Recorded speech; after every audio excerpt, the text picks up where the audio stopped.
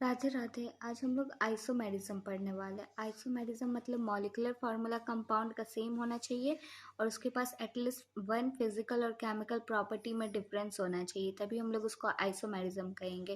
पहले हम लोग स्ट्रक्चरल आइसोमेरिज्म देखेंगे। इसका मतलब कि कंपाउंड के पास सेम मॉलिक्यूलर फार्मूला होना चाहिए लेकिन उसका स्ट्रक्चर डिफर करना चाहिए। Compounds which have same molecular formula but differ in structure, और जब हम लोग इसका आईयूपैक लिखे तो वो डिफरेंट आना चाहिए।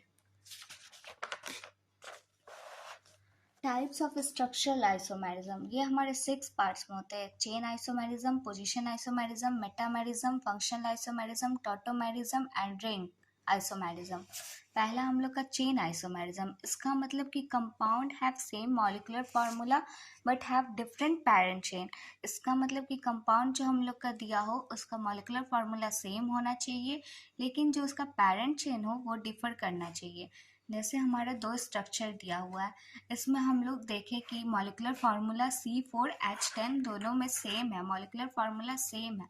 बट जब हम लोग यहाँ पे पैरेंट चेन देखेंगे 1 2 3 4, यहाँ पे 4 कार्बन का हमारा पैरेंट चेन है, लेकिन यहाँ पे जब हम लोग देखेंगे तो 1 2 3 कार्बन का हमारा पैरेंट चेन है और 1 2 पोजीशन पे हमारा अल्काइल ग्रुप लगा है। मीन्स इन दोनों का हमारा जो पैरेंट चेन है वो डिफर है लेकिन मॉलिक्यूलर फार्मूला सेम है, इसीलिए हमारा चेन आइसोमेरिज्म हो गया। A and B are chain isomerism. फिर यहाँ पे हमारे इस क्वेश्चन में देखेंगे हम लोग ये चेन आइसोमेरिज्म है कि नहीं है। पहले तो हम लोग कार्बन मॉलिक्यूलर फार्मूला लिखेंगे स्ट्रक्चर का। यहाँ पे C9H18 है बट इस स्ट्रक्चर में हमारा C8H18 है। मीन्स यहाँ पे तो मॉलिक्यूलर फार्मूला ही सेम नहीं है, मीन्स ये आइसोमेरिज्म शो नहीं करेगा। फिर हमारा ये स्ट्रक्चर, यहाँ पे हमारा मॉलिक्यूलर फार्मूला दोनों का सेम है और यहाँ पे हमारा ये जो स्ट्रक्चर है यहाँ पे 1 2 3 4 5 6 कार्बन का पैरेंट चेन है। बट यहाँ पे इस क्वेश्चन इस स्ट्रक्चर में हमारा 5 कार्बन का पैरेंट चेन है और हमारे थर्ड पोजीशन पे सब्स्टिट्यूएंट लगा है। मीन्स यहाँ पैरेंट चेन हमारा डिफर कर रहा है, मीन्स ये चेन आइसोमेरिज्म शो करेगा। फिर हमारा सेकंड पोजिशनल आइसोमेरिज्म है। इसमें हम लोग डेफिनेशन देखेंगे, कंपाउंड के पास सेम मॉलिक्यूलर फार्मूला होना चाहिए but have different position of branch और सब्स्टिट्यूएंट और functional group not carbon containing.